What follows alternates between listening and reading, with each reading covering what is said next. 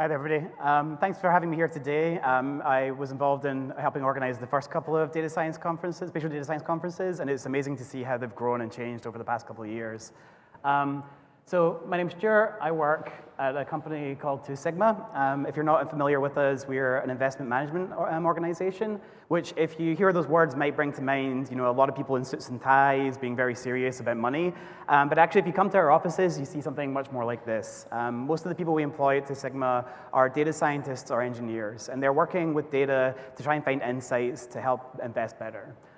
So we're a little bit different from most investment management organizations.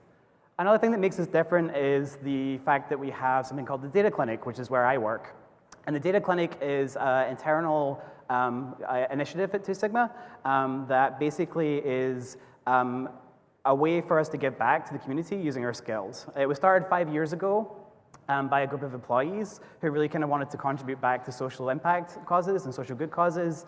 And basically what we do is we work with nonprofits, academics, NGOs, government organizations, basically any resource-strapped group of people who are trying to do some good in the world. And we try and help them either with skills gaps in data science and engineering, or we try and help them with capacity gaps in data science and engineering. So a lot of these organizations will have a data scientist working at them, but they just don't have the time to kind of work on a few different projects that will have high impact for them, and that's when we help out. And the way we do that is we form teams within 2 Sigma itself, so volunteers from the company, kind of working on their 20% time to help contribute to that nonprofit or that social goods cause to really help them really engage with their communities and empower their communities to do more. And so today I want to talk a little bit about that and how we're thinking about scaling that approach up to really impact the entire social impact space. To give you an idea of the kind of people we work with, here are just a few of the partners we've worked with over the past 4 years. So we work with the HOPE program, which is an organization in New York that works with underprivileged New Yorkers to help them get back into the workforce. And they run 2 different training programs, one about 12 weeks and one 8 weeks. And we work with them to try and understand who is best suited for either one of those different courses. So who is going to do better in the 8-week course versus the 12-week course. We've also worked with organizations like Monoglal Water District, who are a kind of water utility in California, who are trying to stop the number of leaks and basically malfunctions in their water supply system, which is, of course, a huge problem in California for the droughts and the general ecological state of California. So what we did with them is we helped them build a predictive model that helped identify when there was going to be faults in the system so they could get out and repair them quicker and end up having less water waste, basically, in California. And we work with people like Donors Choose, who are an organization who are kind of like a Kickstarter for teachers, and they are essentially trying to understand what projects they run that will get funded or not funded, or how to make sure that projects get funded or just over the line when people are donating to them. So a kind of very broad range of organizations. And as I say before, our approaches, we sort of work with the team, we scope out their problem, we do research and development on that problem internally, and then we deliver the results and impact back to that nonprofit. And obviously, a lot of these nonprofits and social impact orgs are working with spatial data and spatial problems. A lot of the times, these organizations are integrating with communities, which are inherently spatial, and they need to understand how the different factors that are impacting that community vary spatially. And a really good example of this is a partner we work with called Vera. So Vera is an advocacy group for criminal justice reform, and they were looking at, they created this data set for jail incarceration rates over the years in the US. For the entire continent of the US. And what they were seeing was some interesting patterns. They were seeing that since 2000 to 2012, the amount of incarceration in large metro and urban areas had either stayed constant or decreased, whereas the level of incarceration in rural areas had increased. And they were really interested as to what was driving this, what was driving this spatial pattern that we see between urban and rural areas and the criminal justice system. And so we worked with them to take their data, which looked like this. So this is showing the level of incarceration at the county level, where low incarceration is in green and high incarceration is in purple there, and trying to understand why we see these kind of large spatial clusters across the country. And the way we helped them with this is we said, well, what if this is just being driven by social demographic factors, different factors that are actually also correlated spatially? So what we did was we worked with them to build a model that took into account those social demographic factors and then plotted the residuals of that model, much like Javi was showing this morning with the Starbucks example. And when you do that, you see a couple of interesting things. You see that this large cluster in the middle of the country sort of disappears So it's no longer really there. So that's entirely taken account of by the social demographic variables, whereas some of the clusters that are here persist, and some of them are new clusters that appear in the residuals of the data. And what this really helped with is it helped Vera understand where people were under or overperforming compared to their peers. Not just like absolutely, but compared to their peers, and allowed them to direct their advocacy to those areas where there might be actually more of a problem than it first appeared in the data. And so if we think about what was involved in that, there's a lot of work, right? So you have to like get access to like geometries from the census, which if anybody's used the census API, which is great, is still a struggle. It's a very hard thing to do. They have to join their own data that they've collected meticulously through working with local organizations to that data, which again is not necessarily the easiest thing in the world. They have to build a model that takes into account some of the spatial concerns that we were hearing from some of the talks earlier this morning. And then they have to find a way to visualize that and really communicate that impact to the wider audience and to use that to target their advocacy.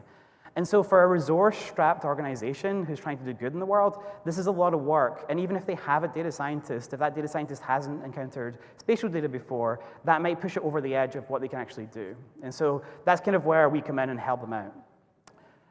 And really kind of that's what we want to do. We want to have these very kind of bespoke, deep interactions with our clients and our sort of people we're helping. But that doesn't really scale, right? We were only a sort of company of so many people. We can only scope so many projects and work on so many projects at a given time. So how do we make it easier for these social impact orgs to do this kind of work more generally, right? To take the smart like people that they have there who understand the problem, who understand some of data science, and really kind of help them do more of this work themselves. Well, we think that the way to do that is to kind of take the common roadblocks that we're finding working with these organizations and build tooling to make them easier. And so what I want to talk today about is two tools that we are currently developing that will be, one of them which is out already and the other one which will be being released pretty soon, that are aimed at kind of like removing these roadblocks to spatial analysis that we see in these like resource-strapped organizations. They kind of fit along the scale of kind of the data science flow from data discovery to ideation to model development to uncovering different insights. One of them, Neurhoods, which I'll talk about first, kind of spans that entire range. And the other one, Smoosher, which is a name I made up because I needed a name for this thing, and now it's stuck, unfortunately. So be careful what you name things in early presentations. It's kind of more like aimed at like the early stages of data science. And so we'll talk through kind of what those are and why we think they're important for this space. So Neurhoods is a project that was worked on by Koshak, who's here in the audience somewhere. So if you want to learn more about it, like find him afterwards. And it's really trying to help solve a problem which we find in social science research a lot, which is, as we were hearing this morning, if you want to do a geospatial analysis, you kind of have to pick what geography you're doing that on, or geospatial unit you're performing that on. And we were hearing that you can choose H3 cells, or you can choose squares or triangles. But often in the social sciences realms, you're kind of like restricted to where the data is being collected, right? If it's being collected at census tract level or at zip code level, then you're kind of stuck with the data at that geographic boundary.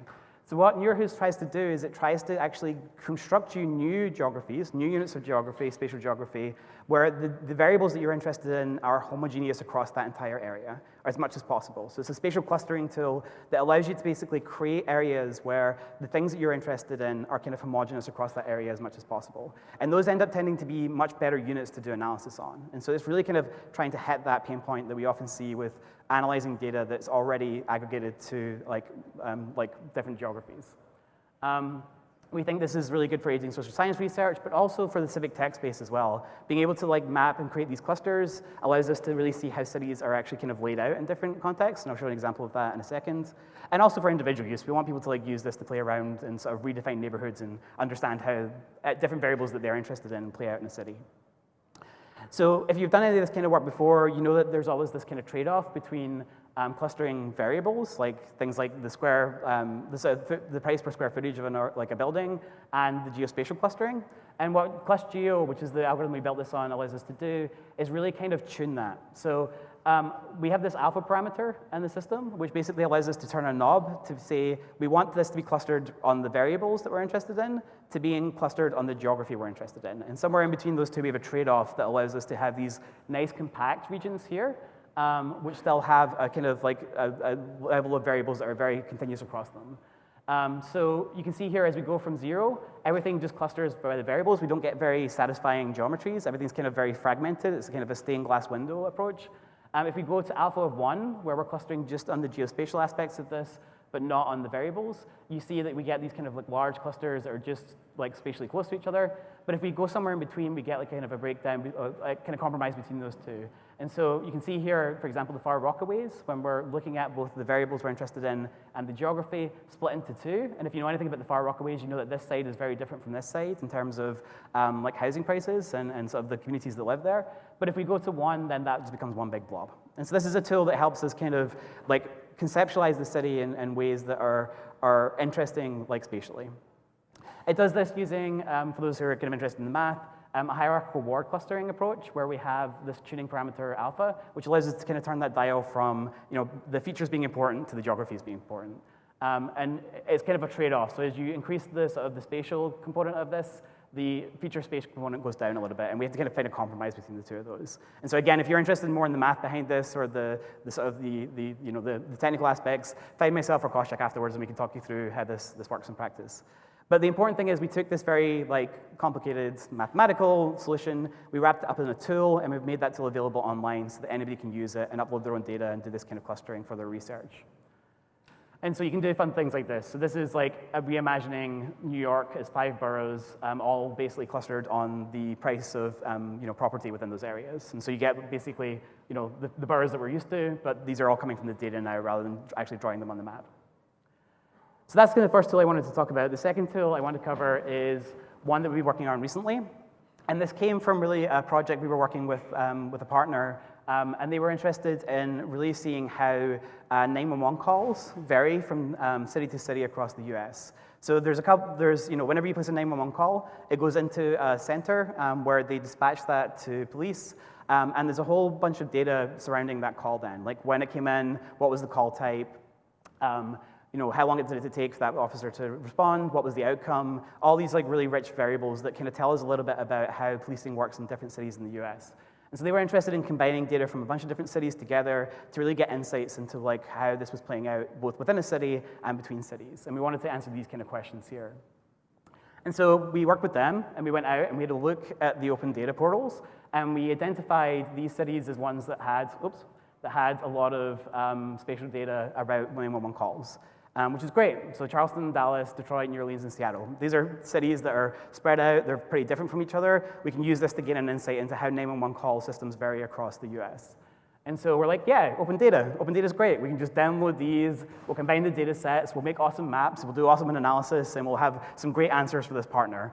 And of course, anybody who's used open data knows that this isn't true, right? This is not the situation you find yourself in. To do this, we had to deal with lots of different issues. We were combining data not just from different cities, but from different years within a city. So for example, if we look at the types of calls that we receive, there's 2,683 unique call types, or reasons for a call that people put into these systems. And that's not true, right? We know that that's not true. We know that there's broad categories of call types that really are the thing we want to talk about and learn about. But because this is a system that's really designed to dispatch information, we have this huge number of unique call reasons. There's also inconsistencies in the latitude and longitudes, or whether they're state plane coordinates, like some of the things we're hearing about this morning. Even whether the coordinates are in feet or meters is also inconsistent. So it's a really big pain to really sort of clean this all up. And so really we have all these steps: download the data, combine rename the columns to get a common data set, standardize the taxonomy of each variable, standardize time formats, guess what coordinate system it's in, aggregate the data for a unit of analysis, like census tract, and then append social demographic variables. This is kind of all the work we had to do before we could even get to something interesting like this, which shows some of those variables geospatially. And so this is, again, a burden that's really hard for resource-strapped organizations to really go through. And so what we've been trying to do is build a tool that helps us with some of those steps to getting to the point where you can actually do spatial analysis. So the first one we're really tackling is how to create these kind of combined taxonomies of the call reasons. So for example, vicious animal and animal complaint and noise street bite, that should probably just be in a category called animals, right? And so we want to build a tool that helps do that. And that's where we come to Smisher.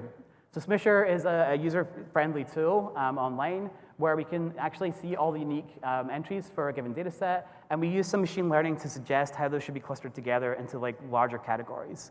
And we can do that and build up these kind of like taxonomies more easily, which they then can then map and do analysis with. It's an interesting tool, I think, because we're actually doing all the processing in the browser. Much like the Kepler GL tool we heard about before today, actually all the processing for this is done in the browser. And we've been able to do this on data sets which are up to like 1 million rows, 2 million rows. It's actually quite a lot. Browsers are actually fairly powerful these days. And the only calls we make out to any kind of server is to get back word embeddings, which are used for the machine learning to actually cluster the different like topics within the data set.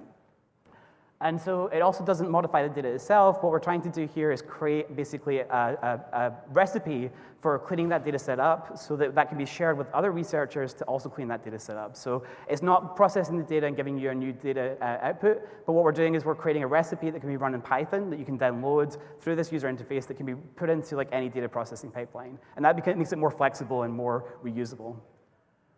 And so right now, Smoosher kind of addresses these first 3 concerns, so downloading the data, combining and renaming columns from different data sets into common columns, and standardizing those taxonomies. But we want to actually include all of these in it, and we're working right now to build in tools to basically aggregate together the spatial aspects of this as well. So to guess the state plane coordinates, or guess the coordinate system that the coordinates are in, to aggregate them to like common boundaries like census tracts, for example. And so we're working on that just now, and we're trying to build that out. And I think both of these tools are going to help a large number of social impact organizations do their work better, to help them do data science better and spatial data science better. But I think what we're learning is that we should really be kind of like heading some of these challenges. We want to build tools that are reusable, and we try to make them not services. So we've heard about some really good services like Cardo and others today, like DataRobot. But when we're working with social impact organizations, we want to be really clear that this is a sustainable approach, that they're going to have this data and this tool for a long time, regardless of what happens to us. So we're trying to build out things as much as possible that don't require services. And we want to make sure these tools are addressing common specific problems that are well-defined across an entire sector or space. And we want to make sure these tools fit really well with the existing solutions of these social enterprises, because we don't want these to be an added burden. We want them to be a help to these organizations. And so I think we're at this really interesting moment where I think the browser and the web have become really, really powerful. One of the best things about the web is that you don't have to install any software. You just go to a website and you've got something to interact with. With new technologies like Rust, WebAssembly, and WebGL, we're able to do much, much more processing in the browser rather than on a server somewhere else. And everybody's computers are pretty powerful, right? My laptop's a pretty powerful thing. I pay a lot of money for it to have a fast processor and RAM, and then half the things I do are just done on a server out there somewhere in the cloud. That's great for a lot of things, but for social organizations who want to make sure there's a tool that's going to be there for their entire career or their entire history, we really want to make sure that we can build these tools in such a way that they can run in the browser and give value, much like Kepler GL we were hearing this morning. And so that's my talk. That's the tools we're building. That's the philosophy of which we're building them. That's how we're trying to enable social impact for data science, spatial data science especially. And if you'd love to hear more, you can connect with us online. We're on Twitter, we're on GitHub. Take a look at some of our tools and our open source up there. And find me or Koshak later today to hear more about what we're up to and ask us as many questions as you like. Thank you very much.